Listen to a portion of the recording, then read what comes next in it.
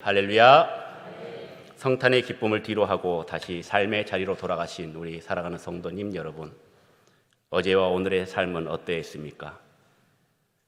한결같고 늘 똑같고 그런 일들이 반복되는 삶들.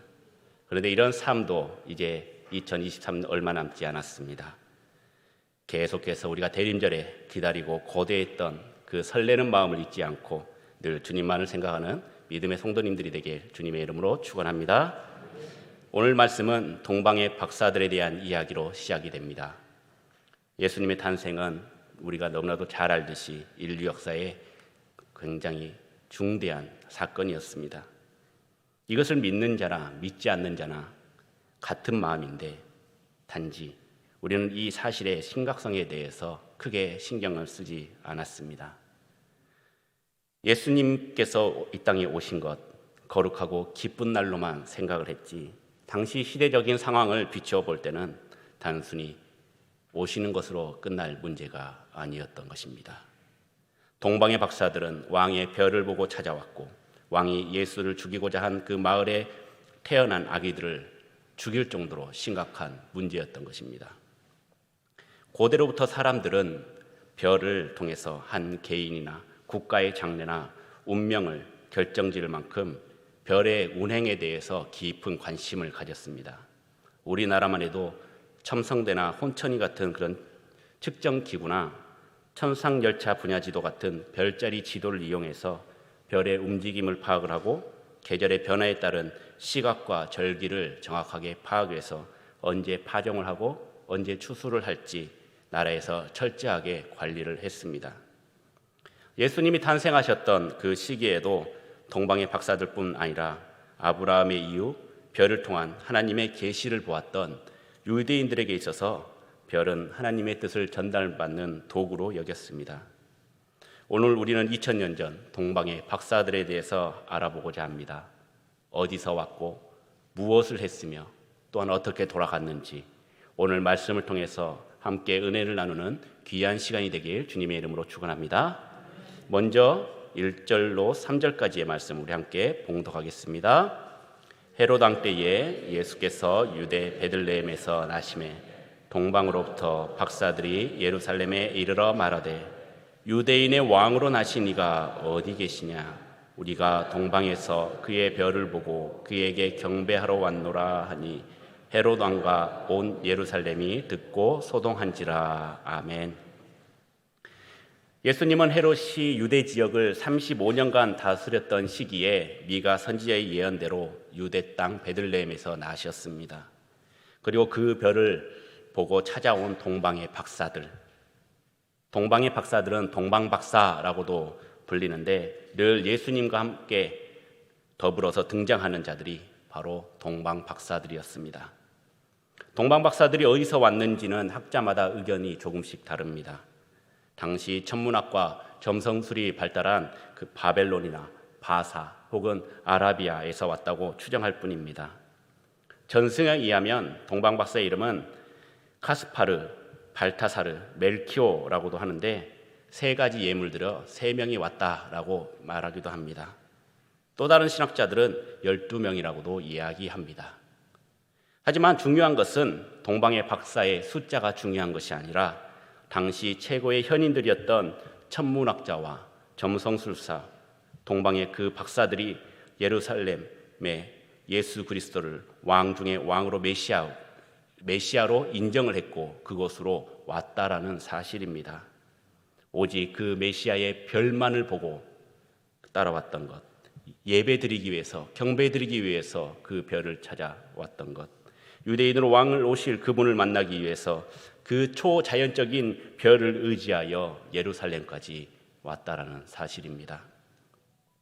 이 소식을 듣는 헤롯과 예루살렘은 소동이 났습니다.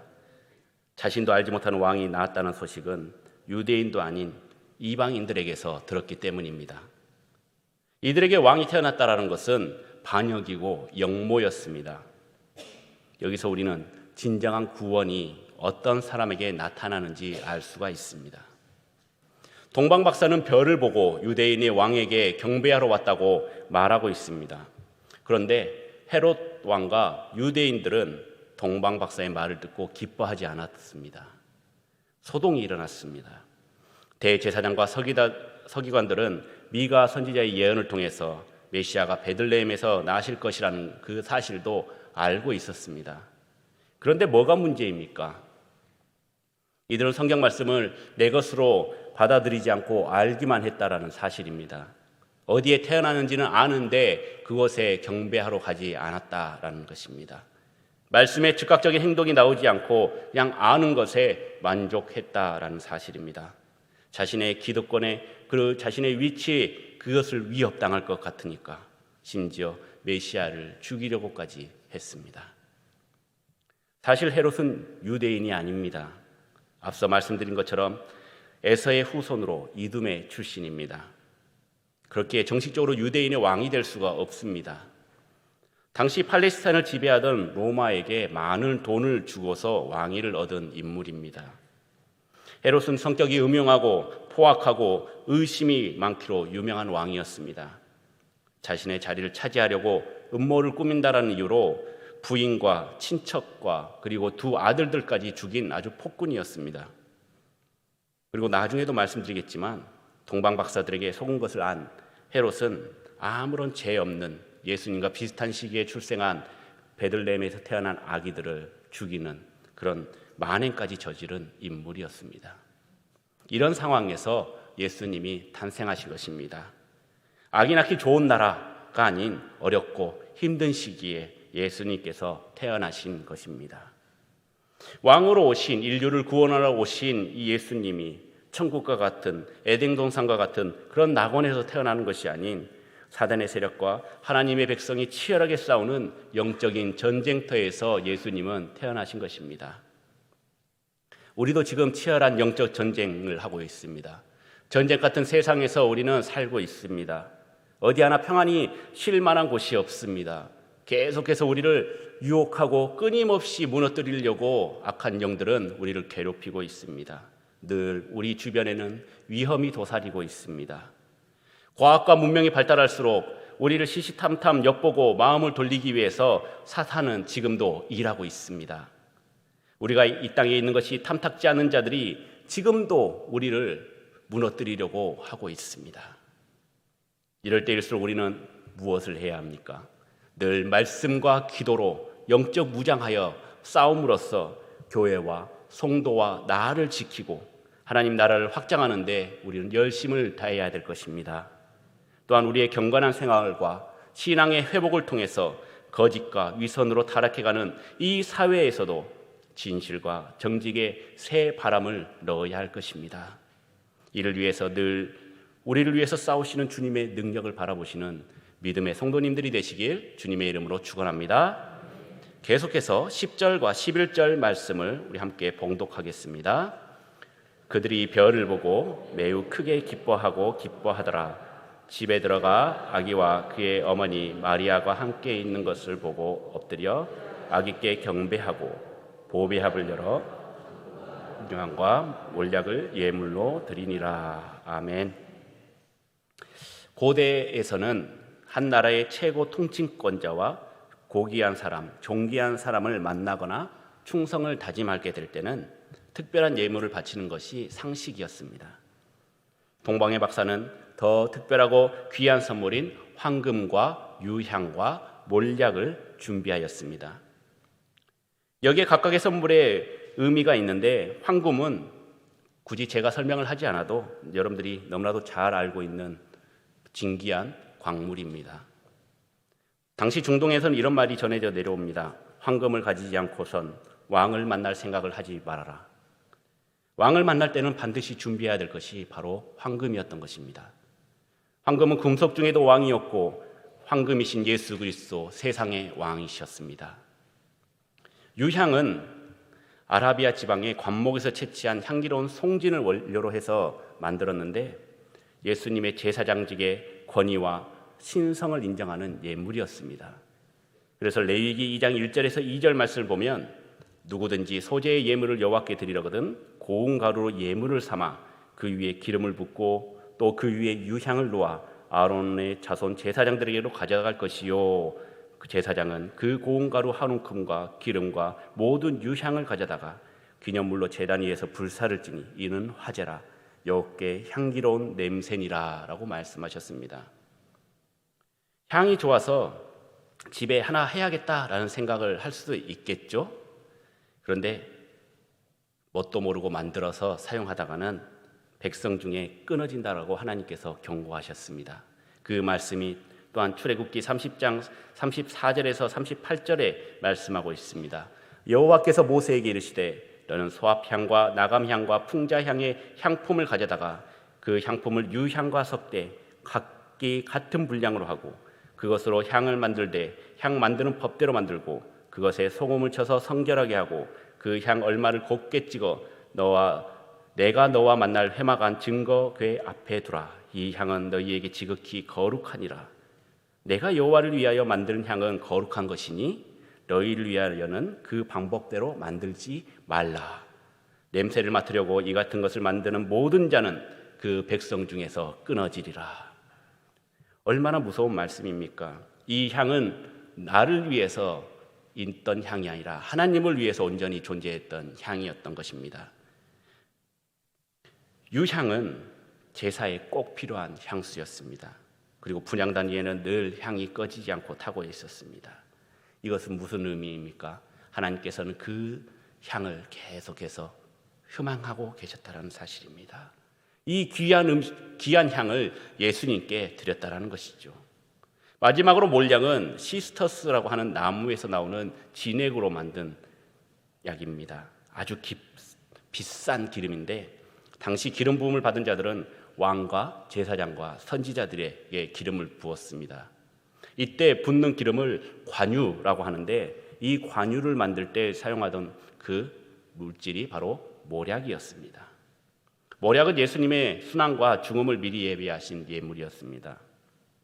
예수님은 몰약으로 시작해서 몰약으로 생애를 마쳤습니다. 동방박사들로부터 받은 몰약을 시작으로 죽으시고 장례를 치를 때 니고데모가 몰약과 침향 섞은 것을 100리트라를 가져와서 예수님의 몸에 바르고 세마포로 감싼 다음에 그리고 동굴 속에 안장을 시켰습니다.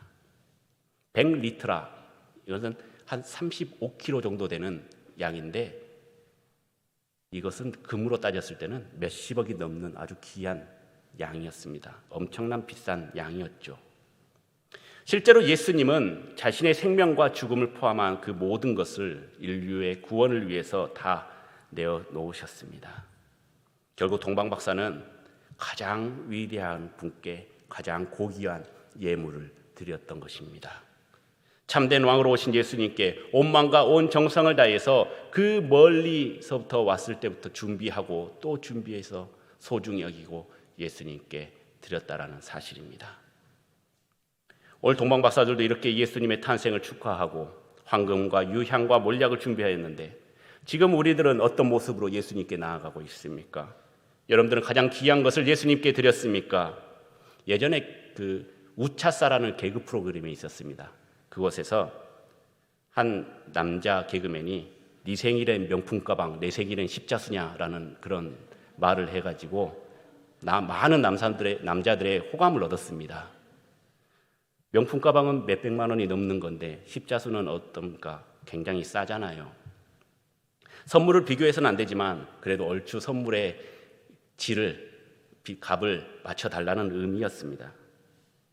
그런데 우리는 주님께서 명품 가방보다 더 비싼 구원이라는 선물을 우리에게 주셨습니다. 그런데 우리는 예수님께 무엇을 드렸습니까? 십자수는 정성이라도 있습니다.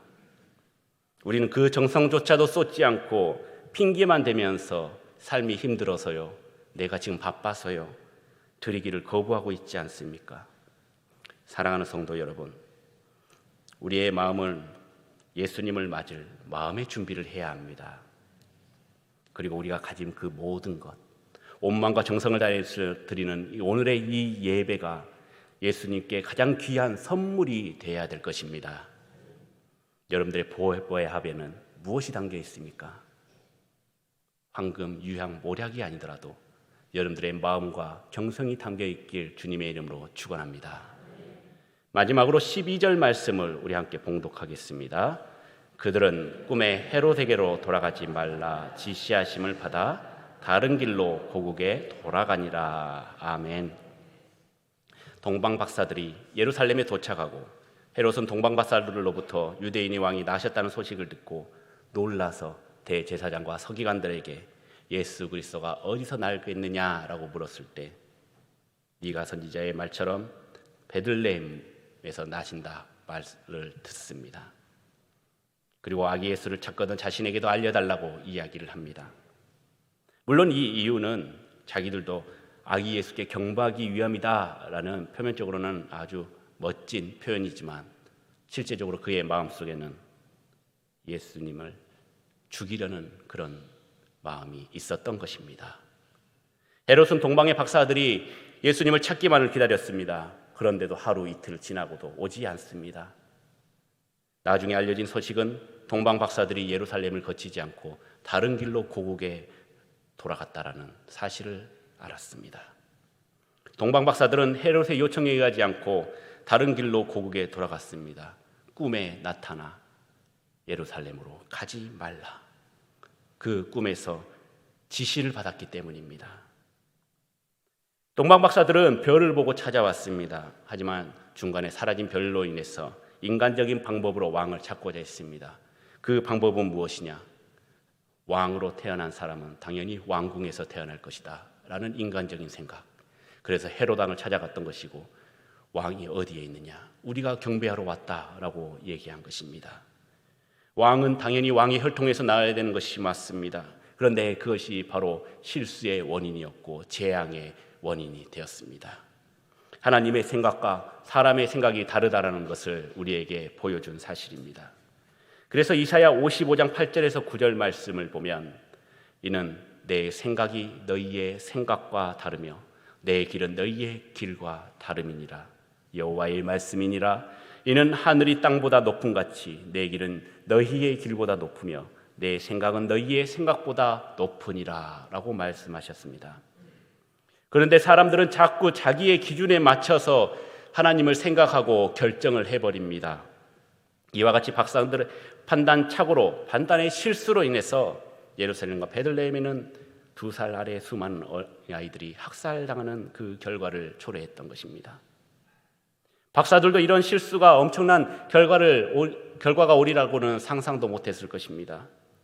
그런 자신들의 행동을 반성하고 뉘우쳐서 나중에 꿈에 나타나서 다른 길로 가라고 했을 때, 예루살렘을 가지 말라고 했을 때 그들은 순종하며 다른 길로 돌아갔던 것입니다. 악한 헤롯의 계획을 무산시키기 위해 하나님께서 직접적으로 나셔서 그들을 움직이셨던 것입니다. 베들레헴은 예루살렘 남쪽 방향으로 10km 정도 아래에 있습니다. 예루살렘을 거치지 않고 고국으로 돌아갔다는 것은 더 남쪽인 방향인 사해 쪽까지 내려가서 고국으로 돌아갔다는 의미입니다. 뺑 돌아서 간 것이죠. 동방 박사들의 예수님의 방문은 특별한 의미가 있습니다. 지금까지 그들은 일생 동안 단 한 번도 보지 못했던 별을 관측을 했습니다. 그리고 새로운 왕의 별이라는 것을 알게 되었고 그것이 어딘지 모르지만 무작정 별을 찾아서 산을 넘고 물을 건너서 예루살렘에 도착했던 것입니다. 그들의 신념대로 정말 새로운 막강한 왕이 태어났을지도 아무도 몰랐습니다.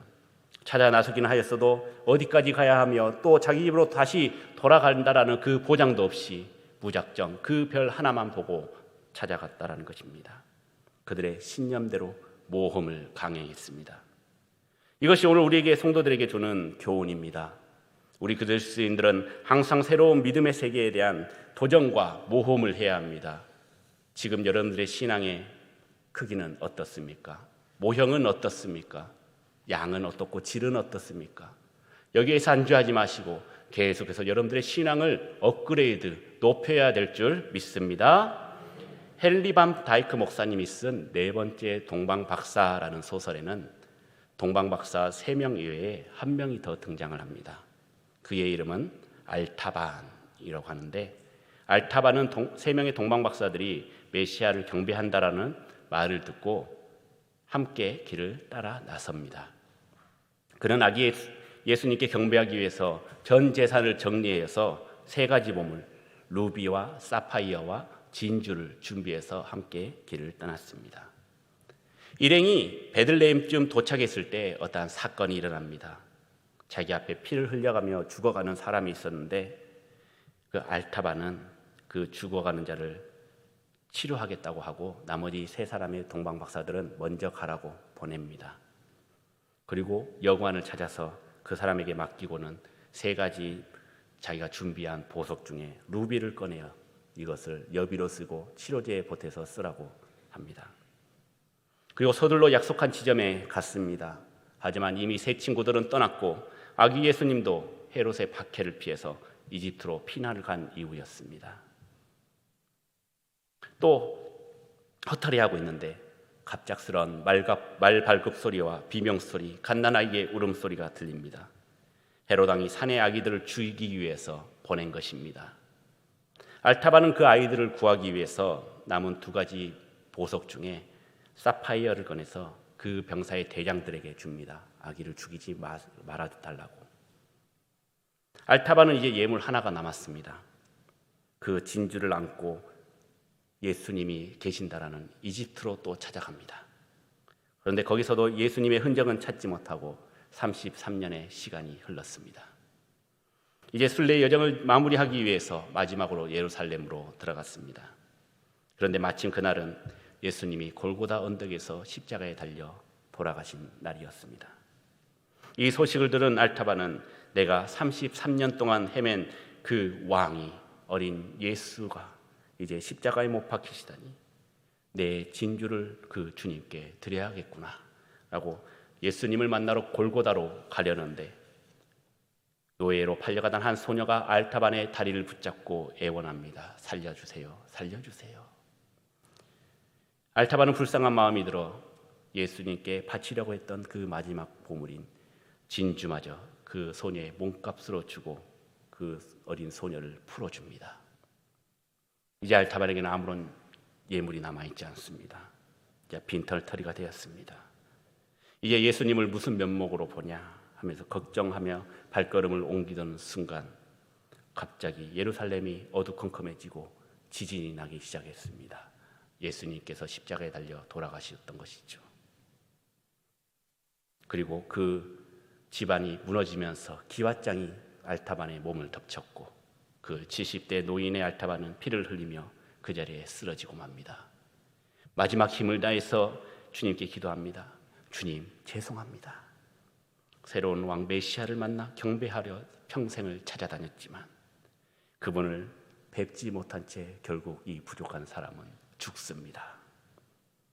그분을 경배하러 준비한 그 보석마저도 없고 제가 드릴 것은 아무것도 없습니다. 죄송합니다. 죄송합니다. 마지막 숨을 몰아쉬면서 기도하는 그에게 하나님의 음성이 들립니다. 알타바나, 너는 정말 훌륭한 나의 아들이다. 난 이미 너의 경배를 3번씩이나 기쁘게 받았다. 네가 작은 자에게 한 것이 바로 내게 한 것이니라. 네가 만난 그 불쌍한 사람들이 바로 나였다. 알타반이 그렇게 오랜 세월 동안 찾아 헤매던 듣고 싶었던 주님의 목소리였던 것입니다. 그리고 알타반은 이 주님의 음성을 들으면서 행복한 미소를 띠며 주님 곁으로 돌아갔다라는 것입니다.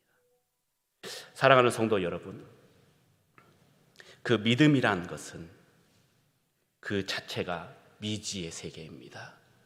측량할 수도 없고 알 수도 없고 무엇인지 정의도 내릴 수 없는 것. 그래서 히브리서 11장 2절에서는 믿음은 바라는 것들의 실상이요 보지 못한 것들의 증거라고 말씀하고 있습니다. 그 미지의 세계에 대한 도전이 바로 믿음입니다. 신앙생활이 어제가 그랬으니 오늘도 그렇겠고 작년에도 그랬으니 올해도 그렇겠고 내년도 그럴 것이다. 이것은 제약입니다. 2023년도 얼마 남지 않았습니다.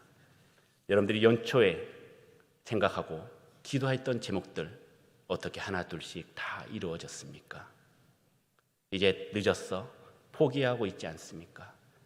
그런데 아직 시간이 남아 있습니다. 아직 신에게는 4일이란 시간이 남아 있습니다. 여러분들 이 4일 동안 우리의 신앙생활이 어렵고 내가 가는 길이 힘들더라도 참고 견디며 전진해 나가면 분명 우리는 다시 오실 예수 그리스도를 만나게 될 것이고 그의 음성을 들을 수 있을 것입니다. 그 기도 제목이 우리가 강구했던 그 모든 것들이 2023년도에 다짐했던 모든 계획이 2023년도에 완벽하게 끝나고 2024년도를 새롭게 준비할 수 있는 우리 믿음의 성교중앙교회 복된 성도님들이 되시길 주님의 이름으로 축원합니다.